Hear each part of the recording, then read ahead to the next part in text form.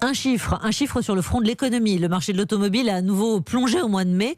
Les immatriculations divisées par 2 par rapport à l'an dernier. Moins 50%, Clément Le Saffre. Mais en avril, c'était encore pire.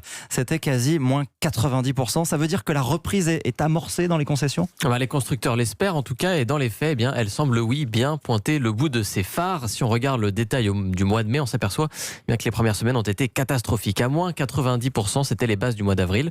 Mais depuis quelques jours, les concessions peuvent à nouveau accueillir les clients, vendre des voitures et au passage, honorer les commandes passées avant le confinement. 2 semaines qui suffisent donc finalement à redresser un peu la barre. La reprise, c'est une chose, mais sur le moyen terme, les constructeurs misent surtout sur les aides à l'achat. Dès aujourd'hui, la prime à la conversion est élargie et le bonus écologique pour un véhicule électrique passe de 6 à 7 000 euros. François Roudier est le porte-parole du comité des constructeurs français d'automobiles. Pour les gens qui sont convaincus et qui voulaient acheter un véhicule, les incitations sont extrêmement positives. Les 200 000 voitures qui vont bénéficier de la prime à la conversion vont partir, c'est évident. Après, la problématique est plus lourde vis-à-vis des clients qui ne sont pas vraiment convaincus. Pour l'achat de véhicules électriques et hybrides rechargeables, c'est compliqué parce qu'il faut faire essayer le véhicule, donc ça prend un peu plus de temps.